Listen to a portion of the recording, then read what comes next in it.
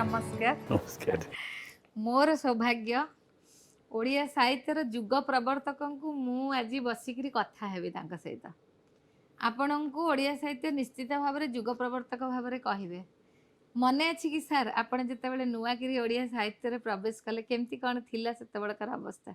मु लेखा आरंभ कली जितेबाला पुरी कॉलेज रे मु इंटरमीडिएट पढ़ा आरंभ कली। आज्ञा ता आगुरु लिखु नथिली आ सिठी लिखिली मोर प्रेरणा थिला पाठ पढ़ा पढ़ी तो भल करेनी समुद्र कूल बुले आ बुलला बेलू सिथु इन्स्पिरेसन पाइकरी किसी लेखा लिखी आरंभ कली आटा सेतेबेले आ पब्लिकेशन बोले रविवार प्रजातंत्र थिला। अच्छा सेटा को पठेइथिली एमती जाउथला। सर मने अच्छी प्रथम कविता नाटा बहीटा थिला केते दिनर कविता बहीटा संकलन? केते दिनर आज्ञा तेबे सेटा पठेइथिली किंतु प्रजातंत्र रे से बाहर रखती किंतु झंकार रे बाहर करंतीनी। अच्छा झंकार से प्रेस्टिजियस मैगजीन आज्ञा से जड़े किए से जाई महताम को कहला ए रमाकांत बोली पिलाटे अच्छी से भल लिखुची झंकार कहीं दौना। अच्छा विश्वास करेनि मु हॉस्टेल थाए ता आर दिन झंकार संपादक हॉस्टेल को आसिले। अच्छा कहले महता बाबू कहते आपण कविता देवे सेमती बहुत प्रेरणा जो मैंने तुमठू बयस बड़ साहित्यिक से माने युव साहित्यिक मान को आशीर्वाद दौले प्रेरणा दौले। आज्ञा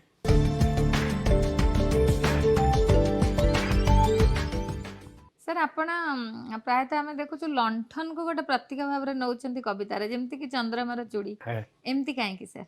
मु थे भुवनेश्वर छत्रपुर जाऊली बाटर गोटे डाक बंगला रही डाक बंगला रहा बेलू से अंधार हो जाए सी गोटे लंठन थिला ताको देखिकी से चिलिका कूल गोटे डाक बंगला। अच्छा अच्छा सेटा देखिकी सेटा लिखिली आको मो प्रतीक इत्यादि किसी किसी लंठन टी देखिकी ये कली लंठन देखिक कविता आसीगला एमती गोटे गोटे परिस्थिति पढ़िक लिखी जाए आप जानते निश्चय।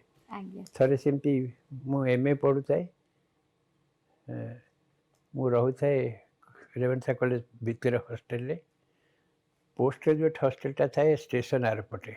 अच्छा से स्टेशन आरपटू मुझे राति आसी देखिली दी तीन जन महिला देह व्यवसाय कर। हाँ मत भारी दुख लगे से आसिक मुझे राति बसिक चंद्रबार चूड़ी लिखिली मत एत आघात देला ये निकरी यहाँ लिखिली तो एमती गोटे गोटे परिस्थिति रे लिखी जाए जब बस आज बस या लिखी सर आपणकर कविता संकलन गुटिक देखिले बहुत बहुत समय गैप रे बाहर 1962 प्रथम बाहरला तापर आपणकर श्रीराधा आसीगला 1985 एमती प्राय आमे देखुछु माने 3 वर्ष परे आउरी बाहर मोर नहीं सर 62 संदिग्ध मृगया सप्तम ऋतु ये सब अच्छी मझे मझे 62 परे सर ता परे आसीला संदिग्ध मृगया सप्तम ऋतु सचित्र अंधार एगुडा ता परु को आसी एटा कोन ता मझिरे अछि सर?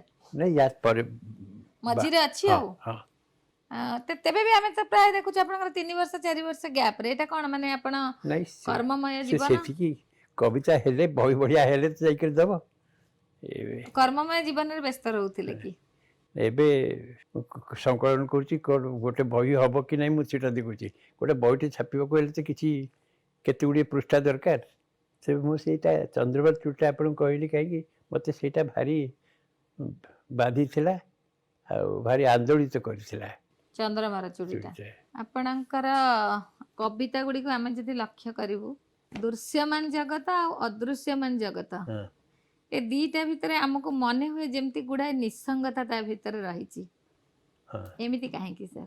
नहीं तुम निसंग न कविता लिखि पारिबनी आ जड़े से व्यक्ति सत्ताटा गोटे अलग राज्य को जाऊँगी आ व्यक्ति सत्ताटा केबे बहुवचन नुहे से एक वचन सुतरां कविता लेखक जी से निश्चय ये हम जदि अवश्य सामाजिक थीम नहीं कि तुम कविता लिखिबो ବାମପନ୍ଥୀ କବିତା ଇଏ ସବୁ ତାହେଲେ ଅଲଗା କଥା, କିନ୍ତୁ ଅନ୍ୟ ପ୍ରକାର କବିତା ହେଲେ ଲେଖକକୁ ନିଃସଙ୍ଗ ହେବାକୁ ପଡ଼ିବ। ଆଉ ଏକଦମ ଏକୁଟିଆ ନହେଲେ ସିଏ ଇଏ କରିପାରିବନି। ଆପଣ ଗୋଟେ ଆଇଡ଼ିଆ ଆସିଲା, ଆବେଗଟେ ଆସିଲା, ଆଜ୍ଞା ତାକୁ ଆପଣ କବିତା କରିବେ, ତାକୁ କ'ଣ ଆପଣ ଅନ୍ୟମାନଙ୍କ ସହିତ ମିଶିକରି କରିପାରିବେ? ସେ ଆବେଗ ପାଖରେ ନିଜକୁ ସମର୍ପଣ କରିଦେବେ। ସେ ସମର୍ପଣ ହେଲା ପରେ କିଛି ସମୟ ପରେ ତାର ଯଦି କୃପା ହୁଏ ଆପଣ କବିତାଟି ଲେଖିବେ, କୃପା ଆଜ୍ଞା। ନହେଲେ ଆପଣ ଲେଖିପାରିବେନି। ଆପଣଙ୍କ କବିତାରେ ଆପଣଙ୍କ ନିଃସଙ୍ଗତାର ଗଭୀରତା କେତେ ସାର୍? ମୁଁ କେମିତି କହିବି? ଆପଣ କ'ଣ ଫିଲ୍ କରିଛନ୍ତି, କେମିତି ଆପଣଙ୍କର ଅନୁଭୂତି ହେଇଛି? ଜଣେ ନିଃସଙ୍ଗ ନହେଲେ ବହୁତ ଅନ୍ୟକୁ ବେଶୀ ଛୁଇଁଲା ଭଳିଆ କବିତା କରିପାରିବନି। ସେ ଆଜ୍ଞା ଛୁଇଁବ କ'ଣ? ପାଠକୁ କେତେବେଳେ ଛୁଇଁବ? ପାଠକ ଯେତେବେଳେ ନିଃସଙ୍ଗ ଥିବ ଆଉ ସେ କହିବ ଇଏ କବି ଏକଥା କେମିତି ଲେଖିଲା, ଏକଥା ମୁଁ ଅନୁଭବ କରିଛି, ସେଇଟା ହେଲେ ତାହେଲେ ପାଖ ଆନ୍ଦୋଳିତ ହେବ।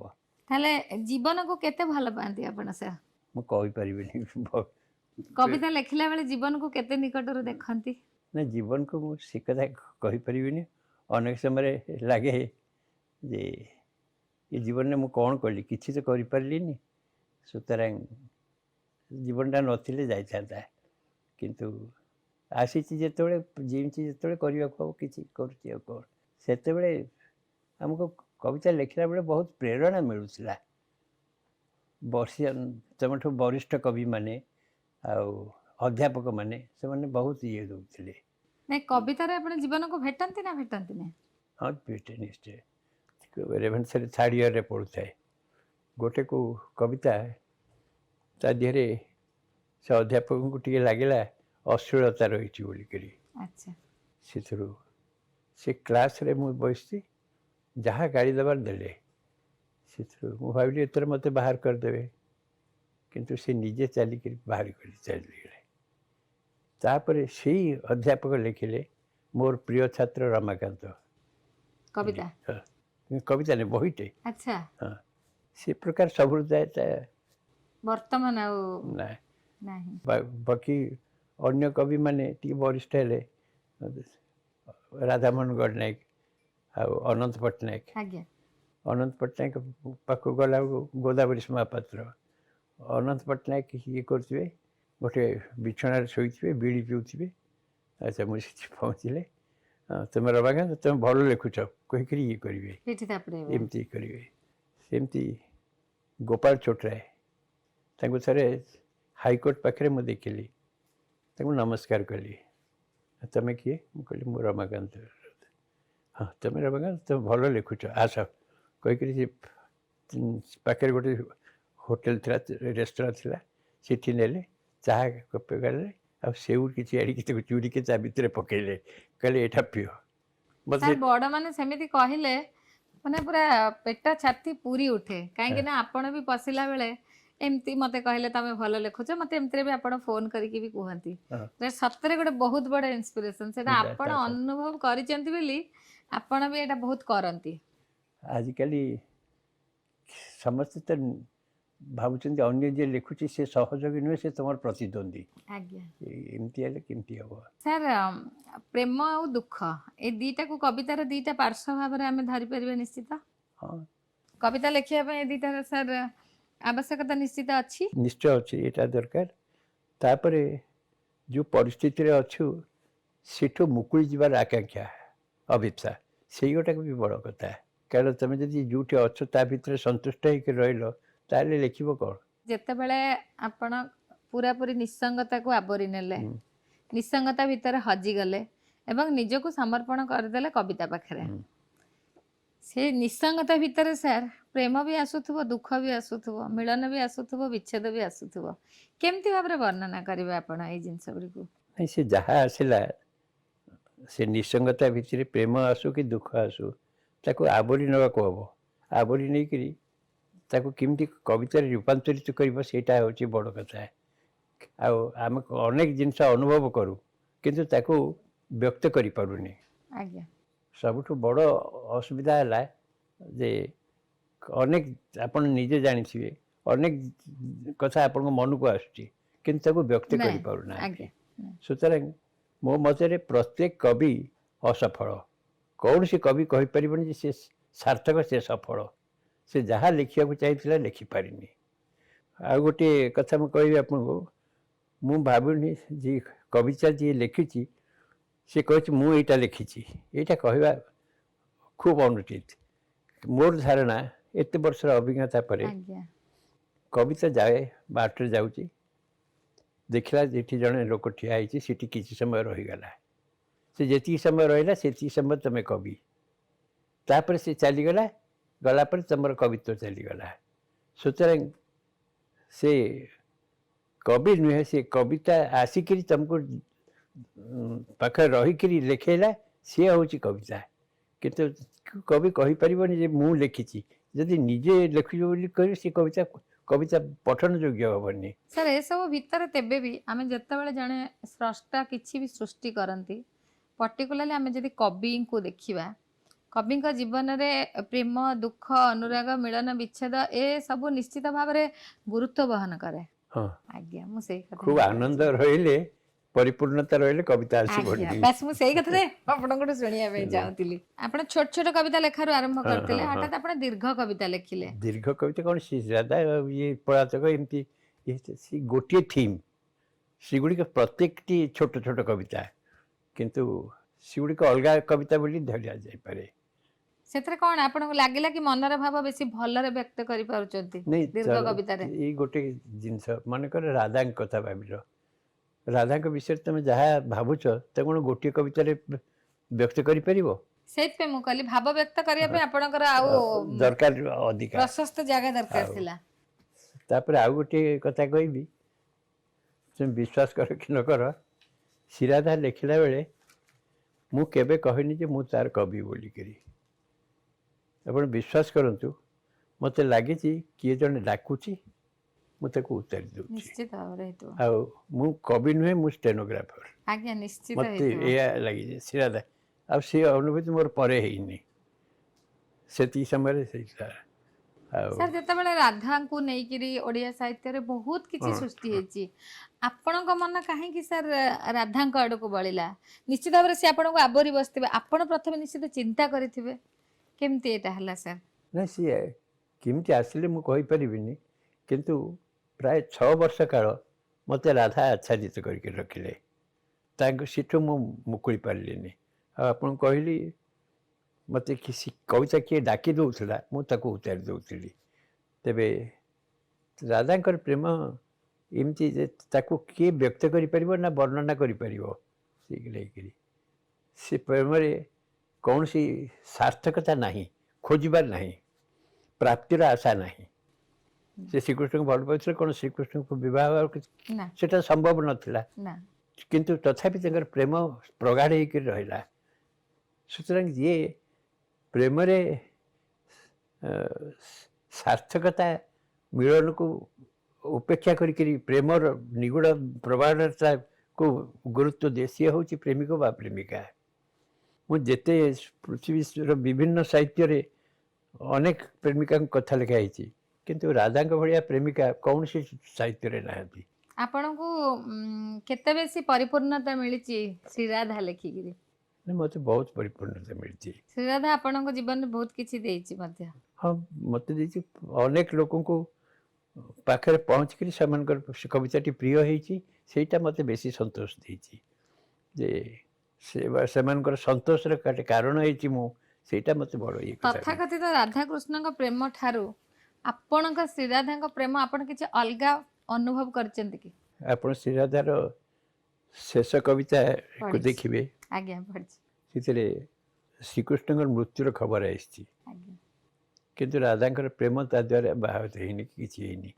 सी शोक प्रकाश करना से बर खुशी होती जे तुम तो मरीगल एणिके आम प्रेम बाधा देवा कहीं ना मुझे जीवी तुमको भेटा मत कहीं फॉलो करें कि देखिए सुतरां भल हो तुम मरी जाइए मुझे तुम प्रेमिका है ये प्रकार केते गभीर कथा ये नहीं गई केते गभीर कथा मत सेटा भारी भल लगे शेष कविता मु कुआड़े जाऊँगी बोली मो गुरुजन माने देखिए किए फॉलो करें गाड़ी देवे कारण तुम ना सीटा गला ଆଉ କେହି ନା, ଅବିଶ୍ୱାସ ବାଧା କରିବାର ଦେବାକୁ ନାହିଁ। ନାହିଁ, କିଛି ବାଧା ଦେବାର ସୁତରାଂ ନାହିଁ। ଏ ପ୍ରକାର ପ୍ରେମ କେବଳ ରାଧାଙ୍କ ଛଡ଼ା ଆଉ କୋଉଠି ମୁଁ ଦେଖିନି। କୌଣସି ପ୍ରାପ୍ତିର ଆଶା ନ ରଖିକିରି ପ୍ରେମ କରିବାଟା ଏଇଟା କେବଳ ରାଧାଙ୍କଠି ମୁଁ ଦେଖିଛି। ଆପଣଙ୍କର ବି ସେୟା ଧାରଣା ହେଇଥିବ। ନିଶ୍ଚିତ ଭାବରେ ଏକମାତ୍ର ପ୍ରେମିକା ଯାହାଙ୍କର କୌଣସି ପ୍ରାପ୍ତିର ଆଶା ପ୍ରାପ୍ତିର। ନାହିଁ ଏବଂ ସିଏ ଜାଣିଛନ୍ତି ତାଙ୍କର ପ୍ରେମର ପରିଣାମଟା କ'ଣ ହବ ସେଟା ବି ସେ ଜାଣିଛନ୍ତି ବହୁତ ଆଗରୁ। ଆଉ ଗୋଟେ କଥା ଗୋଟେ କହୁଛି ମୁଁ ଅଛି ଗୋଟେ ଆଖ୍ୟାୟିକା ଅଛି କିମ୍ବଦନ୍ତୀ ଯେ ଶ୍ରୀକୃଷ୍ଣ ଯେତେବେଳେ ଚାଲିଗଲେ ଯାଇକରି ମଥୁରା ରାଜା ହେଲେ, ରାଧା ଦିନେ ଯାଇଛନ୍ତି ତାଙ୍କୁ ଦେଖା କରିବାକୁ।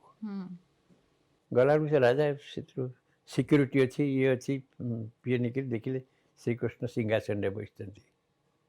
ରାଧା କହିଲେ ଇଏ ଶ୍ରୀକୃଷ୍ଣ ମୋର ନୁହନ୍ତି କହିକି ଚାଲି ଫେରି ଆସିଲେ ବୃନ୍ଦାବନକୁ। ସାର୍ ଆଉ ଆମେ ତ ପୁରାଣରେ ବିଭିନ୍ନ କଥା ପଢ଼ୁ, ଯେତେବେଳେ ବି କୃଷ୍ଣ ଯାଉଥିଲେ ଆଉ ଗୋଟେ ଜାଗାରେ ବି କୁହାଯାଇଛି ଯେ ରାଧା କହିଲେ ଯେ ମୋର ପ୍ରେମ ଜୀବନ ଏଇ ଯାକେ, ତମର ୟା ପରେ ଯୋଉ ରାଜାର ଜୀବନ ଆରମ୍ଭ ହବ ହଁ ସେଠି ମୋର ସ୍ଥାନ ନାହିଁ। ସେଠି ଅଲଗା ନାରୀମାନେ ଆସିବେ ଯୋଉମାନେ ତମକୁ ଶାସନ କାର୍ଯ୍ୟରେ ସାହାଯ୍ୟ କରିବେ, ତମ ଜୀବନଯାତ୍ରା କେମିତି ଆଗକୁ ଯିବ ସେଥିରେ ସାହାଯ୍ୟ କରିବେ, କିନ୍ତୁ ମୁଁ ଯୋଉ ତମକୁ ନେଇ ଚିନ୍ତାଧାରା ମୋର ସେ ଚିନ୍ତାଧାରା ବଦଳେଇବନି କି ମୁଁ ତମ ସାଙ୍ଗରେ ଯିବି ନାହିଁ। ସେଇଟା ତାଙ୍କର ଥିଲା। ସାର୍ ଆପଣ ଯେତେବେଳେ ଗୋଟିଏ କବିତାରୁ ଆଉ ଗୋଟିଏ କବିତାକୁ ଯାଆନ୍ତି ଚିନ୍ତାଧାରାରେ ପରିବର୍ତ୍ତନ କେମିତି ଆଣନ୍ତି? ନାଇଁ ମୁଁ ଯାଏନି, ସେ କବିତା ଆସେ। ପ୍ରକୃତ ବିଶ୍ୱାସ କରନ୍ତୁ ମୁଁ ହଁ ନିଶ୍ଚିତ ଇଏ ଯଦି କହିବି ମୁଁ କବିତା ଲେଖିବି ବୋଲିକିରି ଏବେ ଅନେକ ଦିନ ହେଲା ମୁଁ କବିତା ଲେଖିପାରୁନି, କାରଣ କବିତା ଆସୁନି। ଆଉ ସେ ମୋର ଦୁଃଖ କରିଛି ନା, କିନ୍ତୁ ମୁଁ ଆଣିବାକୁ ମୋର ବାଟ ନାହିଁ। ସୁତରାଂ କବିତା ଯେତେବେଳେ ଆସିକିରି ତମ ପାଖରେ ରହିଯିବ ସେତିକିବେଳେ ତମେ କବିତାଟିଏ ଲେଖିପାରିବ। ଆଉ ମୁଁ ଏଇଟା ଏଇ ଥିମ୍ ଉପରେ ଲେଖିବି ଅମୁକ ଶୈଳୀରେ ଲେଖିବି ଏମିତି ଭାବିକିରି କବିତା ହବନି। ହବନି ସେଟା। କବିତା ତା ମନକୁ ମନ ଆସିବ, ମନକୁ ମନ ଲେଖି ହବ।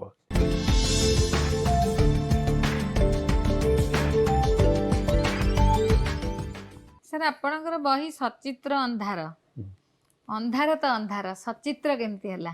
ସେ ଅନ୍ଧାର ଭିତରେ ସେ ଯେଉଁ ନାୟକ କି ନାୟିକା ଯିଏ ହେଲେ ବ୍ୟକ୍ତି ତା ଦେହରେ ସେ ଜୀବନ ପାଇଛି, ତାର ଜୀବନର ଅର୍ଥଟା ତା ଭିତରେ ଦେଖୁଛି। ସୁତରାଂ ସେ ଅନ୍ଧାରଟା କିଛି ଜନମାନବ ନଥିବା ଅନ୍ଧାର ନୁହେଁ, ସେ ଅନ୍ଧାରରେ ଚରିତ୍ର ଅଛନ୍ତି, ସମ୍ଭାବନା ଅଛି। ଆଉ ନିଜକୁ ଉପଲବ୍ଧି କରିବାର ବାଟଟା ସେଠି, କାରଣ ବହୁତ ଗୁଡ଼େ ଆଲୋକ ଥିଲେ ଦୃଷ୍ଟି ଇଆଡ଼େ ସିଆଡ଼େ ଚାଲିଯାଏ, ବିକ୍ଷିପ୍ତ ହେଇଯାଏ। ସୁତରାଂ ତାହା ହୁଏନି। ଅନ୍ଧାରରେ ଜଣେ ନିଜକୁ ଆମେ ସାଧାରଣ ମଣିଷ ଅନ୍ଧାରକୁ ଯେମିତି ଅନ୍ଧାର ବୁଝୁ, କିନ୍ତୁ କବି ରମାକାନ୍ତ ସେ ଅନ୍ଧାରକୁ ଆହୁରି ରହସ୍ୟମୟ କରିଦେଇଛନ୍ତି ସଚିତ୍ର ଅନ୍ଧାରରେ। ଆପଣ ସେଥିରେ ଅନ୍ଧାରକୁ ବି ବହୁତ ରହସ୍ୟମୟ କରିଛନ୍ତି, ମୃତ୍ୟୁ ପରର ଅନୁଭୂତି ଅନ୍ଧାରକୁ ଆପଣ ଦେଇଛନ୍ତି। କେମିତି କେମିତି ସାର୍ କରିଛନ୍ତି? ମୁଁ କହିପାରିବିନି ସେ କଥା, କାରଣ ବିଶ୍ୱାସ କରନ୍ତୁ ମୁଁ କବିତାଟା ଆସିଲା ପରେ ଆଉ କବିର ତା ଉପରେ କିଛି ଇଏ ନାହିଁ, କଣ୍ଟ୍ରୋଲ ନଥାଏ। ମୁଁ ଫୁଲବାଣୀରେ କଲେକ୍ଟର ହେଲି, ଜଏନ୍ କରିବାକୁ ଯାଉଛି, ସେ କଳିଙ୍ଗା ଘାଟି ଉପରେ ସକାଳ ହେଇ ଆସୁଛି, ମୋତେ ହଠାତ୍ କାହିଁକି ଲାଗିଲା ଯେ ଏ ଦୃଶ୍ୟ ମୁଁ ଆଉ ଦେଖିପାରିବିନି କହିକିରି ସେଠି ଗୋଟେ କବିତା ଲେଖି ପକେଇଲି। ସେ ଆକସ୍ମିକ ଭାବେ କବିତାଟି ଆସିବ। ଆପଣ ସାର୍ ଏବେ ମନେ ପକେଇ କହିପାରିବେ କି ନାହିଁ ଆପଣ କବିତା ଲେଖିଲା ବେଳେ କ'ଣ ସବୁ ନୂଆ ଟେକ୍ନିକ୍ ବ୍ୟବହାର କରନ୍ତି ବୋଲି ଭାବିବେ? ମୁଁ କିଛି ଟେକ୍ନିକ୍ ବ୍ୟବହାର କରେନି, କବିତା ନିଜର ଟେକ୍ନିକ୍ ନିଜେ ବାହାର କରିବ। କି ଯଦି ମୁଁ ଅମୁକ ଭାବରେ ଲେଖିବି, ପ୍ରତୀକବାଦୀ କବିତା ଲେଖିବି, ଇଏ ଲେଖିବି, ଛାୟାବାଦ କବିତା ଲେଖିବି, ସେମିତି ହେଲେ କବିତାଟି କୃତ୍ରିମ ହେଇଯିବ। ଯେଉଁ ଆବେଗଟା ଅଛି ସେ ଆବେଗ ଶୈଳୀଟାକୁ ନିର୍ଦ୍ଧାରିତ କରେ। ଆପଣଙ୍କର ପ୍ରାୟତଃ କବିତା ସବୁକୁ ବେଶୀ ଭାଗରେ ଆପଣ ନାରୀମାନଙ୍କୁ ଉତ୍ସର୍ଗ କଲା ଭଳି କବିତା ଗୁଡ଼ାକ, ଯେମିତିକି ଆପଣଙ୍କର ଚନ୍ଦ୍ରା ବେହେରାଣୀରେ ଚନ୍ଦ୍ରମାର ଚୁଡ଼ିରେ, ଶ୍ରୀରାଧାରେ ତ ଜାଣିଛନ୍ତି। ଆପଣଙ୍କର ପ୍ରାୟତଃ ନାରୀମାନେ ଲାସ୍ୟମୟୀ, ହାସ୍ୟମୟୀ, ରହସ୍ୟମୟୀ, ଇଚ୍ଛା ଏବଂ ଅଭିପ୍ସାର ପ୍ରତୀକ। ଏମିତି କେମିତି ସାର୍? ମୁଁ ସିନା କହିଲି, ସେ ନାରୀମାନେ କ'ଣ ତାର ପ୍ରତିଦାନ ଦେଲେ? କେହି ଦେଲେନି। ଏମିତି କେମିତି କାହିଁକି ସାର୍? ନାରୀ ଶକ୍ତିଟି ଅତି ବିଚିତ୍ର, ଅତି ବ୍ୟାପକ ନୁହେଁ କି? ନିଶ୍ଚିତ ଆମ ଶାସ୍ତ୍ରରେ ଦର୍ଶନରେ ଆଜ୍ଞା। ସେଟାକୁ ଇଏ କରାଯାଇଛି। ସୁତରାଂ ସମ୍ମୋହିତ କଲା ଭଳିଆ ଶକ୍ତି ନାରୀଟି କେବଳ ଅଛି। ସେଟା ମୁଁ ଖାଲି ଯୌନ ସମ୍ପର୍କ ବୋଲି କହୁନି। ନାଇଁ ସାର୍, किंतु आत्मा को सम्मोहित करने शक्ति नारी ठी अच्छी आज्ञा खाली आम कथा नुहे पृथ्वी सबू कवि कि देखु शेक्सपियर जड़े मानसी थे दांतेकर बीएत्रीस थे ये सब गोटे गोटे थी लिखिले कवि मैंने कौन नारी मान को खाली लास्यमय भाव में भेटती कुत्सित रूप देखा जाएनि कि सर से कौन कवि के भेटती नहीं नहीं से कुत्सित रूप नारी हो कि पुरुष रो ताजर लोक दूरे कवि सुतरां से नारी पाखक ये बनी जो नारी तुमको सम्मोहित करुच्ची तुमको इंस्पायर करुच्ची तुम तारी कथा लिखिपर मु राधा कथा कहीं लिखिली मत से बहुत सम्मोहित कर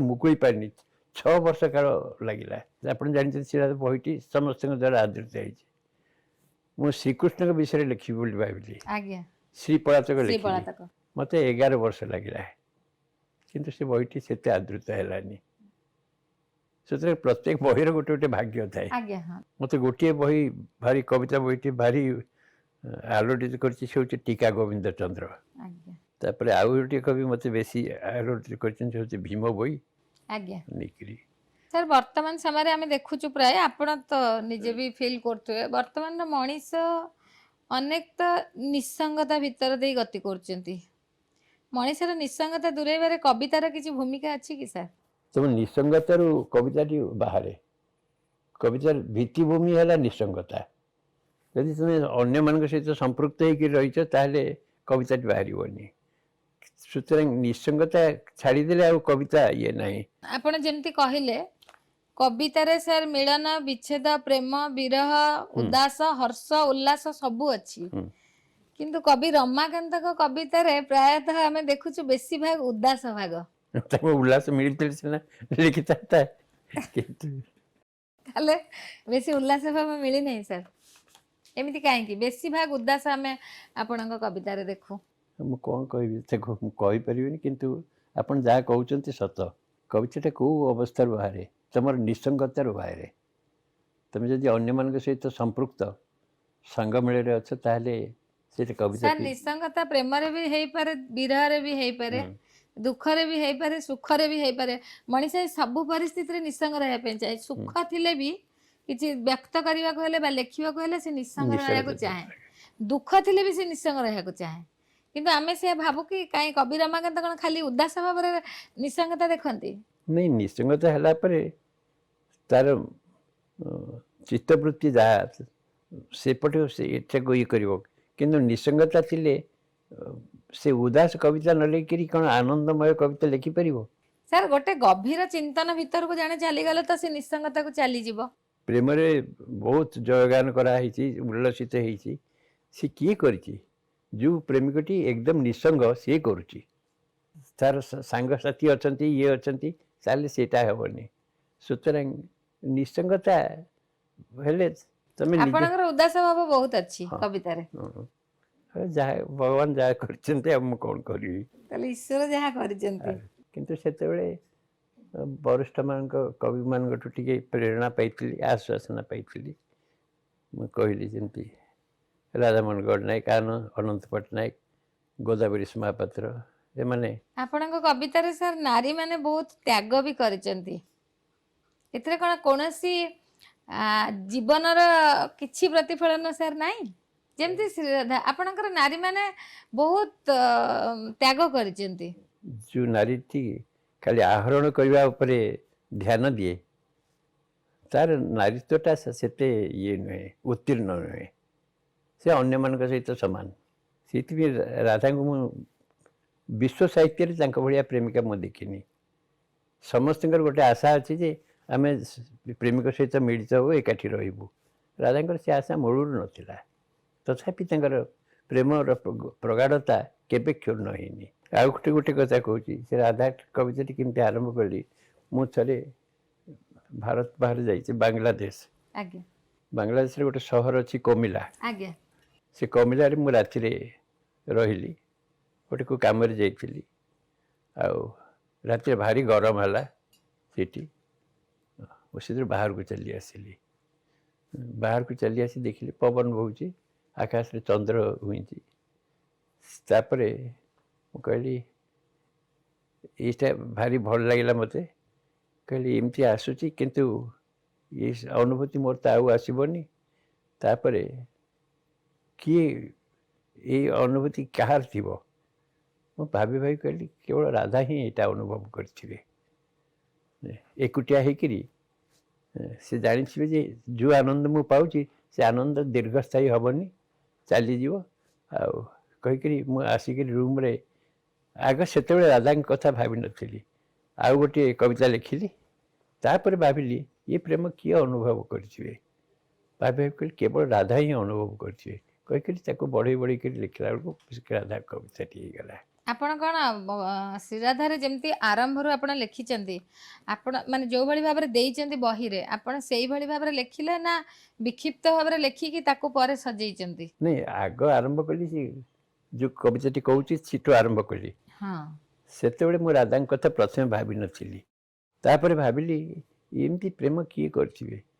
ମୁଁ ସେତେବେଳେ ଇଂରେଜ ସାହିତ୍ୟର ଛାତ୍ର, ମୁଁ ଚାରିଆଡ଼େ ବୁଝିକିରି ଦେଖିଲି ଯେ ସେ ପ୍ରେମ ମୁଁ ଆଉ କାହାଠି ଦେଖିନି, କେବଳ ରାଧା କରିଥିବେ।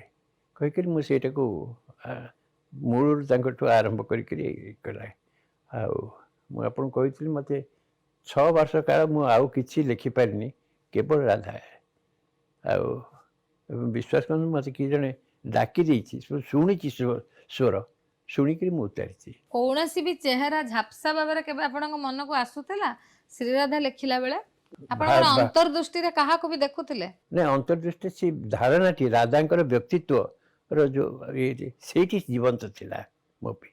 କାହାର ଚେହେରା ମୁଁ ଦେଖିନି, କିନ୍ତୁ ସେ ତାଙ୍କର ପ୍ରେମ ଆଉ ତ୍ୟାଗ ଇତ୍ୟାଦି ସେ ସବୁ ମୂର୍ତ୍ତିମନ୍ତ ହେଇଗଲେ, ଜୀବନ୍ତ ହେଇଗଲେ। ଆପଣଙ୍କର ଅନ୍ତର୍ଦୃଷ୍ଟିରେ କୌଣସି ଛାପ ବା ଚେହେରା ଏମିତି କିଛି ନା, ଆସିନି? ନାଇଁ। ମତେ ଲାଗେ ମୁଁ ବେଳେ ବେଳେ ମତେ ଦେଖାଯାଏ ସେମିତି କିଛି। ମୁଁ ଯେତେବେଳେ ଗଭୀର ଭାବରେ କିଛି ଲେଖେ ହଁ, ମତେ ଦେଖାଯାଏ। ନାଇଁ ସେ ହଉଥିବ କେତେବେଳେ, କିନ୍ତୁ ଏଇ କବିତା ବେଳେ କାହା ଚେହେରା ମୁଁ ଦେଖିନି। କେବଳ ରାଧା ଏତେ ଆଚ୍ଛନ୍ନ କରିଥିଲେ ଯେ ମୁଁ ସେଠୁ ମୁକୁଳିଲି ସିନା ଆଉ କାହା କଥା ନାଇଁ ଭାବିବି। ସାର୍, ମୁଁ ଆଉ କାହା କଥା କହୁନି, ମୁଁ କହିଲି କୌଣସି ବି ସେଇ ରାଧାଙ୍କର କିଛି ଗୋଟେ ରୂପ ଆପଣଙ୍କର ଅନ୍ତର୍ମନରେ ଆସିଥିଲା କି? ମୁଁ ଆଉ କାହାରି କଥା କହୁନି। ନାଇଁ, ରୂପ କ'ଣ ଆସିବ? ରୂପ କିଛି ଆସିନି। ସାର୍, ରୂପ ମାନେ ମୁଁ ବାହ୍ୟ ରୂପ କଥା କହୁନି, ହଁ, ଆପଣଙ୍କର ଅନ୍ତର୍ଦୃଷ୍ଟି ହଁ। କୌଣସି ଗୋଟେ ରୂପ ଦେଖୁଥିଲା କି ନାଇଁ, ସେଇ ରାଧାଙ୍କୁ ନେଇକିରି? ସେ ରାଧାଙ୍କୁ ନେଇକିରି ଯେ ଯେଉଁ ପ୍ରେମରେ କୌଣସି ପ୍ରାପ୍ତିର ଆଶା ନାହିଁ, ଏତେ ପ୍ରଗାଢ଼ ଯେ ସେ କିଛି ପାଇବାକୁ ଚାଷ ନାହିଁ, ଏପରିକି ତାଙ୍କ ପ୍ରେମିକ ସହିତ ଏକାଠି ହେବାର ଆଶା ବି ନାହିଁ। ଯେ ଏତେ ପ୍ରଗାଢ଼ ପ୍ରେମ ଆଉ କେଉଁଠି ମୁଁ ଦେଖିନି। ସୁତରାଂ ମୋତେ ସେଇଠି ବେଶୀ ଆଲୋଡ଼ିତ କରିଛି। ଯେଉଁ ପ୍ରେମରେ ପାଇବାର ଆଶା ନଥାଇକିରି ପ୍ରେମ କରାଯାଏ, ସେ ପ୍ରେମ ଭାରି ପ୍ରଗାଢ଼। ଆପଣ ଏଥିରେ ରାଧାଙ୍କର ଯୋଉ ମୂଳ ରୂପ, ପୌରାଣିକ ରୂପ ଆମେ ଯୋଉଟା ଦେଖୁ, ତାକୁ କିଛିଟା ଆଧାର କରିଛନ୍ତି ନା, ଆପଣ? କିଛି ନାହିଁ। ମୁଁ ସେଇଟା କିଛି ପଢ଼ିନି କି ସେ ବିଷୟରେ ଦେଖିନି। ମୋତେ ଖାଲି ରାଧାଙ୍କ ବିଷୟରେ ଯାହା ଶୁଣିଛି ତାକୁ ଦେଖିକିରି ସେ ତ ଆପଣ ଦେଖନ୍ତୁ, ସେ ଆସିଲା ପରେ ମୋତେ ଏମିତି ଗୋଟେ ପ୍ରେରଣା ଆସିଲା ଯେ ମୋର ଅନ୍ୟ କିଛି ଦେଖିବା ଦରକାର ନାହିଁ। ମୁଁ ଏକୁଟିଆ ଭାବରେ ରାଧାଙ୍କୁ ଖୋଜିଲି ଏବଂ ତାଙ୍କୁ ପାଇକିରି ଯାହା ଲେଖିଲି। ଆଉ କହିଥିଲି ଆପଣଙ୍କୁ, ମୁଁ ସେମିତି ସେ କମିଲାରେ ଦେଖିଲା ବେଳକୁ ଭାବିଲି ଯେ ସେ ଚନ୍ଦ୍ରକୁ ଦେଖିକିରି ଦିନେ ଏମିତି ଚନ୍ଦ୍ର ଥିବ, ପବନ ଥିବ, ସବୁ ଥିବ, କିନ୍ତୁ ମୁଁ ନଥିବି। ତେବେ ଏ କଥା କିଏ ଅନୁଭବ କରିଥିବ? ଭାବି ଭାବି କହିଲି ରାଧା ଅନୁଭବ କରିଥିବେ। କହିକିରି ଆରମ୍ଭ କଲି ସେଇଠୁ।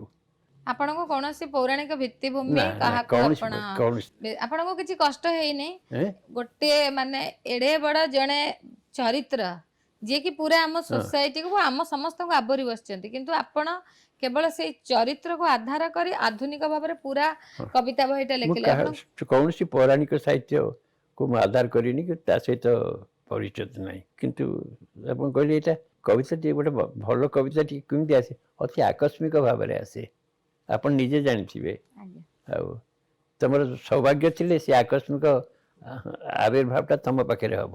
ଆପଣ ଯେତେବେଳେ ସାର୍ ତାପରେ ଶ୍ରୀ ପଳାତକ ଲେଖିଲେ, ସେଥିରେ ଆପଣ କିଛି ଭିତ୍ତିଭୂମି ନେଲେ ନା କେବଳ? ମୁଁ ଭାବିଲି ଏଇଟା ରାଧାଙ୍କ ବିଷୟରେ ଲେଖିଲି, ଶ୍ରୀକୃଷ୍ଣଙ୍କ ବିଷୟରେ କିଛି ଲେଖେ। ଆଜ୍ଞା। କହିକିରି ଶ୍ରୀକୃଷ୍ଣଙ୍କୁ ମୁଁ ଶ୍ରୀ ପଳାତକ ଭାବରେ ଲେଖିଛି। ଆଜ୍ଞା। କିନ୍ତୁ ଆପଣ ସାର୍ ଶ୍ରୀ ପଳାତକ ଭାବରେ କାହିଁକି ଭାବିଲେ? ମୁଁ କହିଲି ଶ୍ରୀକୃଷ୍ଣ ସମସ୍ତେ ଯାହା କହନ୍ତି ସେ କୌଣସିଥିରେ ସାର୍ଥକ ହେଇନାହାନ୍ତି। ମୋତେ ଏଇଆ କହିଲି ନା ପ୍ରେମରେ ସେ ମହାଭାରତ ଯୁଦ୍ଧକୁ ଟଳିବାକୁ ଚାହିଁଥିଲେ, ଏଡ଼େଇ ଦେବାକୁ ସେଥିରେ ପାରିଲେନି। ଯଦୁବଂଶର ଧ୍ୱଂସ ତାକୁ ଏଡ଼େଇ ପାରିଲେନି। ସେ ସବୁଥିରେ ବିଫଳ ହେଇଛନ୍ତି। ସୁତରାଂ ସେ ଦେଖିକିରି ସେ ପଳେଇଛନ୍ତି ସବୁଠୁ। ଏମିତି ଗୋଟେ ଧାରଣା ମୋ ଆସିଲା। ସେଥିରେ ଆପଣ କେବଳ ନିଜ ଧାରଣାକୁ ନେଇକି ଲେଖିଲେ, ଆଉ ନା ପୌରାଣିକ ନା ଭିତ୍ତିଭୂମିକୁ ଆପଣ କିଛି ନାହିଁ। ଆଧାର କଲେ ନାହିଁ। ନା ଆପଣ କହୁଛନ୍ତି ଶ୍ରୀ ପଳାତକ ଲେଖିବା ପାଇଁ 15 ବର୍ଷ ଲାଗିଗଲା, ଏମିତି କାହିଁକି ସାର୍? 11 ବର୍ଷ ମୋତେ 11 ବର୍ଷ, ଏମିତି କାହିଁକି ସାର୍? ଲାଗିଲା ତ ସେ କବିତାଟି ଯାହା ଯେଉଁ ଗତିରେ ଆସିବ ତାପରେ ତମର କ'ଣ କଣ୍ଟ୍ରୋଲ ଅଛି? ଆପଣ ଜାଣିଥିବେ ନିଜେ ଲେଖିକି ଆପଣ। ଆଜ୍ଞା, ଆପଣ ଚେଷ୍ଟା କରିଥିଲେ ଆଗରୁ ସାରିବା ପାଇଁ? ନା ମୁଁ ଚେଷ୍ଟା କରିନି। କବିତା ଆସୁଛି, ଯେତେବେଳେ ଆସିବ ଲେଖିବି। ଆଉ ସେ ରାଧାକୁ ଲାଗିଲା 6 ବର୍ଷ, ଏଠି ଲାଗିଲା 11 ବର୍ଷ। ଆପଣଙ୍କୁ କଷ୍ଟ ହେଇନି କୃଷ୍ଣଙ୍କ ଭଳି ଜଣେ ପୁରୁଷଙ୍କୁ ଆପଣ ଶ୍ରୀ ପଳାତକ ଭାବରେ ଯେତେବେଳେ ସଜେଇଲେ? ନା ମୁଁ ସେ ତାଙ୍କ ପ୍ରତି ମୋର ଅସମ୍ମାନ ନାହିଁ, କିନ୍ତୁ ସେ ଗୋଟେ ଦୁଃଖରେ ସହାନୁଭୂତିରେ କହୁଛି, କୌଣସିଥିରେ ସେ ସାର୍ଥକ ହେଇପାରିଲେନି। ଆପଣ ପଳାତକର ଶେଷ କବିତା ଦେଖିବେ, ଶ୍ରୀକୃଷ୍ଣ ମୃତ୍ୟୁ ପୂର୍ବରୁ ରାଧାଙ୍କୁ ଦେଖିଛନ୍ତି ଆଜ୍ଞା। ନେଇକିରି।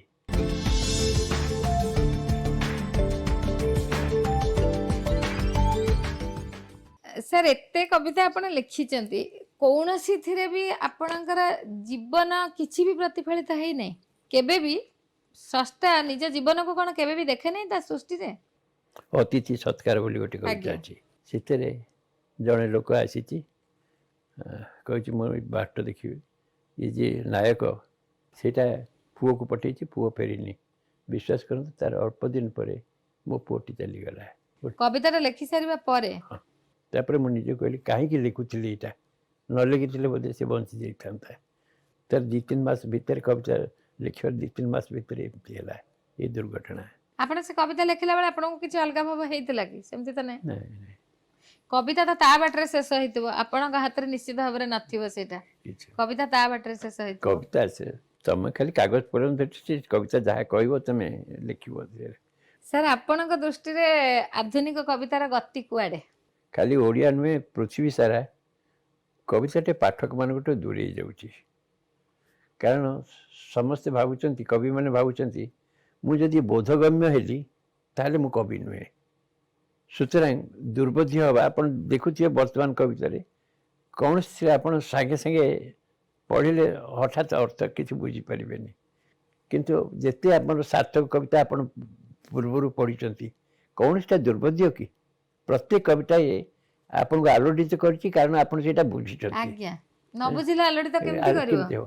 କିନ୍ତୁ ବର୍ତ୍ତମାନ ସମସ୍ତଙ୍କର ଧାରଣା ହେଉଛି ଯେ ଏଇଟା ଇଏ ନୁହେଁ, କବିତାଟି ଦୁର୍ବୋଧ୍ୟ ହେବା ଦରକାର। ଖାଲି ଭାରତ ଓଡ଼ିଆରେ ନୁହେଁ, ପୃଥିବୀ ସାରା ଚାରିଆଡ଼େ। ସୁତରାଂ କବିତା ପ୍ରତି ଆଗ୍ରହ, ପାଠକମାନଙ୍କର ଆଗ୍ରହ କମିଯାଉଛି। ଜଣେ ଚାହେଁ ପଢ଼ିକିରି ଆଲୋଡ଼ିତ ହେବାକୁ, ଆନନ୍ଦ ପାଇବାକୁ, ଯଦି ନ ବୁଝିପାରିଲା ପଢ଼ିବ କାହିଁକି? ସାର୍ ଆପଣ ବହୁତ ବଡ଼ ବଡ଼ ଗୋଟେ ସଭାରେ ଜଣେ କହିଲା, ରମାକାନ୍ତ ରଥ କି କବି, ତାଙ୍କର ତ ସବୁ କବିତା ବୁଝି ହେଇଯାଉଛି। ସେ କି କବି? ସାର୍ ଆପଣ ବହୁତ ବଡ଼ ପଦପଦବୀରେ ରହିଛନ୍ତି, ଯେତେବେଳେ ଆପଣ ଅଫିସ କାମ କରୁଥିବେ, କବିତା ଆସିଲା କ'ଣ କରନ୍ତି, କେମିତି ମାନେ ନାଇଁ, ଫିଲ୍ ମୋର କରିଛନ୍ତି? ସେତେବେଳେ କବିତା ଆସିଲେ ତାକୁ କହ ଅପେକ୍ଷା କର। ଆଉ ମୋର ଅଫିସ କାମଟା ମୋର ବହୁତ ଡେରି ପର୍ଯ୍ୟନ୍ତ। ମୋର ସାଧାରଣ ଅଫିସ କାମ ଥିଲାବେଳେ ରାତି 2ଟା ଆଗରୁ ମୁଁ ସାରେନି। ଆଜ୍ଞା। ଆଉ ସେତେ ଅଫିସ କାମ କରିବି, ସେତକ ସରିଲେ କବିତାଟି ଆସିକି ଦେବ। ଆଉ କବିତା କେବେ ଅଫିସ କାମ ସହିତ ଇଏ କରିନି। ଅଫସୋସ ଲାଗେନି? କାରଣ ସେତିକି ବେଳେ ମନରେ ଯୋଉଟା ଆସିଥିବ, ପରବର୍ତ୍ତୀ ସମୟରେ ହୁଏତ ସେଇଟା ଆଉ ନ ଆସିଥିବ, ଏମିତି ଲାଗେନି ଯେ କାମ ଚାପରେ କ'ଣ କରିବି? ନହେଲେ ବି ମୁଁ କ'ଣ ଚାକିରି ତ ଛାଡ଼ି ଦେଇପାରିବିନି, ନହେଲେ ଭୋକରେ ମରିଯିବି। ସୁତରାଂ ସେଇଟା ଆସି କବିତାଟି ଅଛି, ଦିଇକି ଧରିକିରି ଚଳିବାକୁ ହବ। ସାର୍ କେବେ ଭାବିଛନ୍ତି ଜୀବନରେ କେତେ ପାଇଛି, କେତେ ହରେଇଛି? କେବେ ବସି ହିସାବ କରିଛନ୍ତି? ହିସାବ କରିନି, କିନ୍ତୁ ହରେଇବାଟା ଟିକେ ବେଶୀ ହେଇଯାଇଛି। ହରେଇବାଟା ବେଶୀ ହେଇଯାଇଛି। ପାଇବାଟା କମ୍। ଆମେ କିନ୍ତୁ ଭାବୁ କବି ରମାକାନ୍ତ ବହୁତ କିଛି ପାଇଛନ୍ତି। ହେଇଥିବ। ନାଇଁ, ସେ ଯୋଉଟା ପାଇବାଟା ସମସ୍ତଙ୍କୁ ଦେଖାଯାଏ, ହରେଇବାଟା କିଛି କାହାକୁ ଦୁଶେନି, ଦେଖାଯାଏ। ଖାଲି ନିଜେ ଆପଣ ଭୋଗିବେ। ସାର୍ ସେଇ ହରେଇବାର ଭାବଟା ବେଶୀ ବୋଲି କବି ରମାକାନ୍ତ ବେଶୀ ଭାଗରେ ଉଦାସ, ଏଇଟା ଆମେ ଧରି ନେବା କି? ହଁ, ହରେଇବାଟା ନିଜକୁ ଅତି ଆଲୋଡ଼ିତ କରେ ଆଉ ପାଇବାଟା ସେତେ ଆଲୋଡ଼ିତ କରେନି ସୁତରାଂ ହରେଇବାଟା ଏଇଟା ବଡ଼ ବହୁତ ଇଏ। ବଡ କଥା ସାର୍। ହଁ ହରେଇବାଟା ବେଶୀ ଆଲୋଡ଼ିତ କରେ, ପାଇବାଟା ଏତେ ନାଇଁ। ଆଲୋଡ଼ିତ କରେ ନାହିଁ। ସାର୍ ବହୁତ ଆପଣ ଲେଖିଛନ୍ତି, କହୁଛନ୍ତି ଯେ ଏବେ ବି ଆପଣ ଗୋଟେ ବହି ଲେଖିବେ ବୋଲି ଭାବୁଛନ୍ତି। ହୁଁ। ଆଉ କିଛି ଅଫସୋସ ରହିଯାଇଛି ଯେ ମୁଁ ଆହୁରି କିଛି ଲେଖିଥାନ୍ତି, ଲେଖିପାରିଲି ନାହିଁ? ନାଇଁ ଲେଖି ସେଟା ସମସ୍ତଙ୍କର ଅଛି। ମୋତେ ଜଣେ ଏବେ କହିକରି ଯାଇଛନ୍ତି ପବ୍ଲିସର ଯେ ଆପଣ ଦିଅନ୍ତୁ ବହି ବୋଲି। କହିଲି ଠିକ୍ ଅଛି, କାରଣ ସେ ଜାଣିଛନ୍ତି ଇଏ ଆଉ ବେଶୀ ଦିନ ଲେଖିବନି, ଚାଲିଯିବ, ସୁତରାଂ ଦେଇଦିଅ କହିକିରି। ଏବେ ସାର୍ କିଛି ଦୀର୍ଘ କବିତା ଆଉ ଧରିଛନ୍ତି ହାତରେ? ନାଇଁ ହାତରେ ନୂଆ ଲେଖିଛି। ସାର୍ ଓଡ଼ିଆ ସାହିତ୍ୟ ପାଇଁ କ'ଣ କହିବେ? ନାଇଁ ଓଡ଼ିଶାରେ ଆପଣଙ୍କୁ ଯାହା କହିଲି, ଆମେ ଆମର ସାହିତ୍ୟର ସାମଗ୍ରିକ ଭାବେ ଦେଖିବା ଉଚିତ, କିନ୍ତୁ ଆମର ଦୃଷ୍ଟିଟା ବର୍ତ୍ତମାନ କେବଳ ସମକାଳୀନ ହେଇଯାଉଛି, ଯାହାଫଳରେ ଆମ ସାହିତ୍ୟର ଖୁବ୍ ଉନ୍ନତ ଉତ୍କର୍ଷ କୃତି ଗୁଡ଼ିକ ଆମ ଦୃଷ୍ଟିକି ଆସୁନି।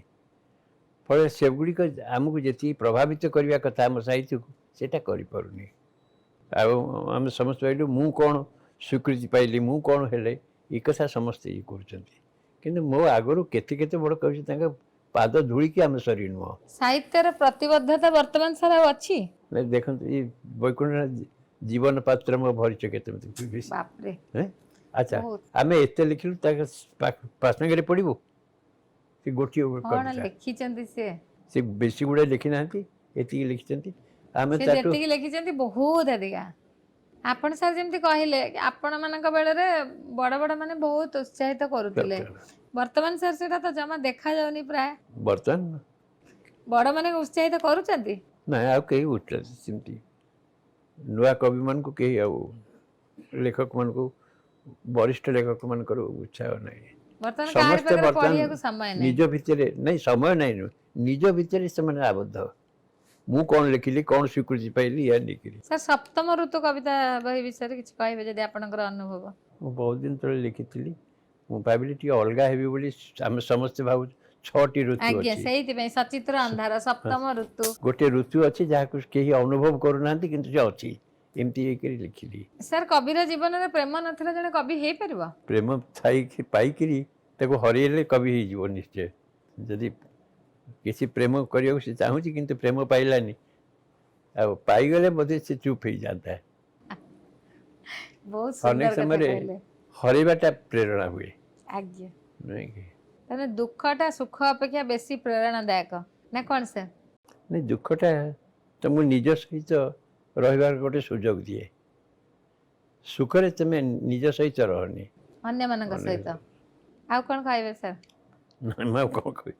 ଆମେ କଲେଜରେ ପଢ଼ିଲା ବେଳକୁ ଗୋଟେ କବିତା ବାହାରିଲେ କଲେଜର ଗାର୍ଲ ଷ୍ଟୁଡେଣ୍ଟ ମାନେ ଚାହିଁବେ ଇଏ ଲେଖୁଛି କବିତା।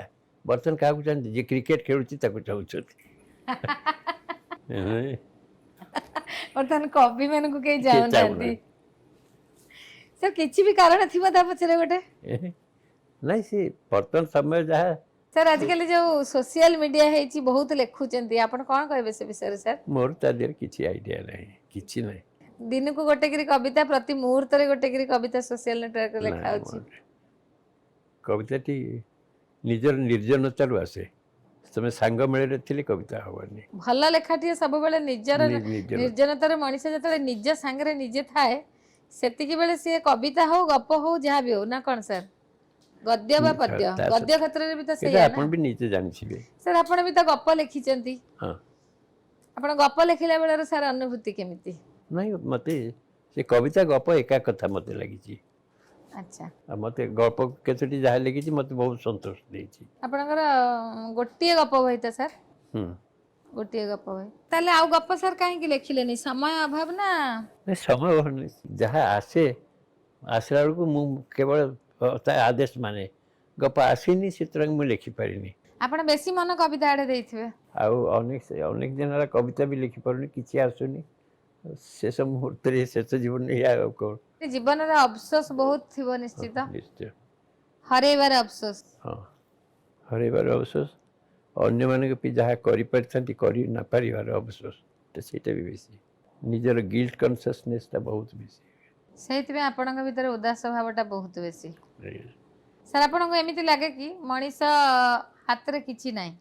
କିଛି ନାହିଁ ବୋଲି କହିହେବନି, ହୁଏ ତ ବଡ଼ ବଡ଼ ତା ଭାଗ୍ୟଟା ସେ ନିରୂପଣ କରିପାରିବନି, କିନ୍ତୁ ଅନେକ ଜିନିଷ ସେ କରିପାରିବ।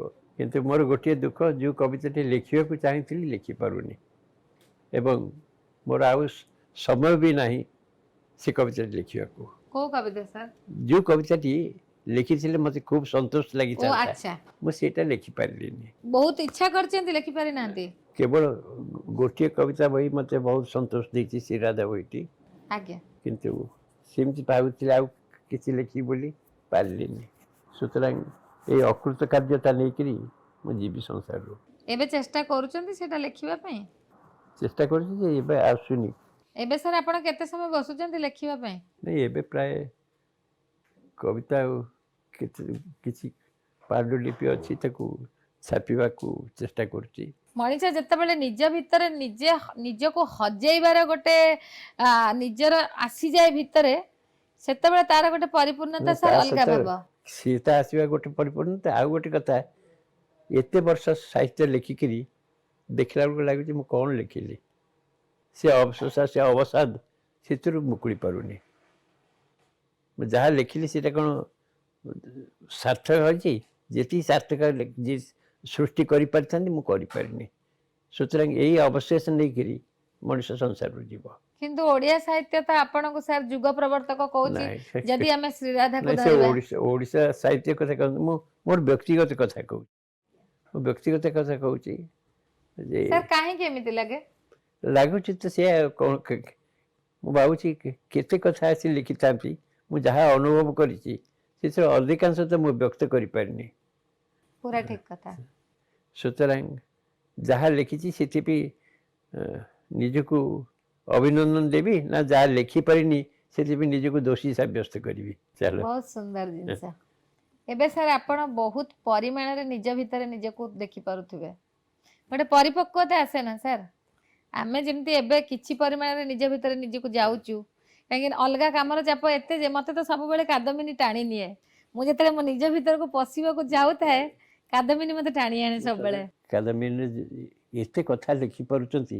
ସେଇ କଥା ସାର୍, ମୁଁ ମୋ ନିଜ ଲେଖା ନେଇ ଯେତେବେଳେ ନିଜ ଭିତରେ ପଶେ, ସେତେବେଳେ କାଦମ୍ବିନୀ ମତେ ଟାଣି ନିଏ। କିନ୍ତୁ ବର୍ତ୍ତମାନ ଆପଣ ଯୋଉ ପରିସ୍ଥିତିରେ ଅଛନ୍ତି, ଆପଣଙ୍କୁ କେହି ଟାଣିବା ପାଇଁ ନଥିବେ। ଆପଣ ନିଜ ଭିତରେ ନିଜକୁ ବହୁତ ସୁନ୍ଦର ଭାବରେ ଅନୁଶୀଳନ କରିପାରୁଥିବେ ସାର୍। ଗଭୀର ଭାବରେ ନିଜକୁ ଦେଖିପାରୁଥିବେ। ନାଇଁ, ମୋତେ ଆଉ ଗୋଟେ ଆସୁଛି, ମୁଁ ଭାବୁଛି ଯେ ମୋର ସମୟ ସରିଗଲାଣି। ଏଇ ଚିନ୍ତାଟା ବେଶୀ ଆସୁଛି, କାରଣ କବିତାଟି କେହି ଚେଷ୍ଟା କରି ଲେଖେନି। ସେତେବେଳେ ମୋର ଯାହା ଅନୁଭୂତି ଏତେ ବର୍ଷର, କବିତା ଆସେ, କହେ ଲେଖ ବୋଲିକିରି ମୁଁ ଲେଖିଛି। ସେ କବିତା ଯେତେବେଳେ ଆସୁନି, ମୁଁ ଭାବିଲି ମୋର ସମୟ ସରିଗଲାଣି। ଏଇ ଅବସାଦ ନେଇକରି, ଖୁବ୍ ଗଭୀର ଅବସାଦ ସେଇଟା। ସାର୍ ସାହିତ୍ୟରେ ଆଉ ଦି ପାଦ ଆଗକୁ ଯଦି ମୁଁ ଯିବାକୁ ଇଚ୍ଛା କରିବି, ଆପଣ ମତେ କ'ଣ ଉପଦେଶ ଦେବେ? ସାହିତ୍ୟ କ'ଣ କାହା ଉପଦେଶରେ ଚାଲେ? କିନ୍ତୁ କେତେ ଭଲ ଭଲ କଥା ଆପଣ କହୁଛନ୍ତି। ଏଇ କଥା ତ ଆପଣଙ୍କର ସାଉଁତି ରଖିଲା ଭଳିଆ। ନାଇଁ, ଆପଣ ଦେଖନ୍ତୁ, ଯଦି ପାରିବେ ଆମର ଯେଉଁ ପୂର୍ବସୂରୀମାନଙ୍କର ଅତି ଉତ୍ତୀର୍ଣ୍ଣ କୃତି, ସେଗୁଡ଼ିକ ବିସ୍ମୃତ ହେଇଯାଉଛି। ସେଗୁଡ଼ିକ ସାର୍ କେମିତି ଆମେ କାଦମ୍ବିନୀରେ ଦଉଛୁ, ସବୁ ମାସ କାଦମ୍ବିନୀରେ ଦଉଛୁ। କାଳଜୟୀ ଭାବରେ ଗୋଟେ କରିଛୁ ସ୍ତମ୍ଭ, ଦଉଛୁ। ମତେ କ'ଣ ଉପଦେଶ ଦେବେ ସାର୍ ମୋ ନିଜ ଲେଖା ପାଇଁ? ମୁଁ ତ ଆପଣ ମୋ ଲେଖା ପଢିକିରି ମତେ ଫୋନ କରନ୍ତି। ମୁଁ ରାଧାଙ୍କ ଉପରେ ଛୋଟିଆ ଗୋଟେ ଲେଖିଥିଲି, ମତେ ଆପଣ ଫୋନ କରିଥିଲେ। ମତେ କ'ଣ ଉପଦେଶ ଦେବେ ମୋ ଲେଖା ଲେଖି ପାଇଁ? ମୁଁ ଉପଦେଶ କ'ଣ ଦେବି? ତେବେ ବି ସାର୍ ନାଇଁ ନାଇଁ, ଆଶୀର୍ବାଦ। ହଁ, ଆଶୀର୍ବାଦ ଶୁଭେଚ୍ଛା ସବୁ ଅଛି, କିନ୍ତୁ ଉପଦେଶ କିଏ, କୋଉ ଲେଖକ କାହାକୁ ଉପଦେଶ ଦେବ? ଏଇଟା ନାହିଁ। ସାର୍ ଆପଣଙ୍କର ଏତେ ଅନୁଭୂତି, ଏତେ ଅନୁଭୂତି କୌଣସି, ଏଇଟା ଅତି ବ୍ୟକ୍ତିଗତ ସାଧନା। ଆପଣ ଯୋଉଟା ଗଳ୍ପ ହଉ, କବିତା ହଉ, ଯାହା ହଉ, ଆପଣ ନିଜ ଭିତରୁ ସେଠିକି ବାହାର କରିବେ। ଆଉ କିଏ କହିଲେ ସେଇଟା ଲେଖିବନି। ନାଇଁ, କେବଳ ଗୋଟିଏ ଅନୁମାନ କରନ୍ତି, ତମେ ପ୍ରେମ କରୁଛ, ପ୍ରେମରେ ସେ ଝିଅଟି ତମକୁ ବିଫଳ କରିଦେଲା, ପ୍ରେମ ଦେଲାନି, ସେଥିରେ ସେ ତାର ସେତିକି କଣ୍ଟ୍ରିବ୍ୟୁସନ, ଆଉ ନାଇଁ। ହଉ ସାର୍, ଭଗବାନ କରନ୍ତୁ ଆପଣଙ୍କର ଉଦାସପଣ ଦୂରେଇ ଯାଉ, ଆପଣ ଯୋଉ କବିତା ଭାବିଛନ୍ତି ତାକୁ ଲେଖି ପାରନ୍ତୁ। ମୋର ଶୁଭେଚ୍ଛା ନେବେ। ମୁଁ ତ ଚମତ୍କୃତ ଆପଣଙ୍କର ଦିଟା ଯାକ ଇଏ ଦେଖିକିରି, କାଦମ୍ବିନୀ ଆଉ କୁନି କଥା, କେତେ ବିଷୟ ଆପଣ ଜାଣୁଛନ୍ତି। କେମିତି ଆଣୁଛନ୍ତି ମୁଁ ସଦାବେଳେ ଆଶ୍ କରିଛି।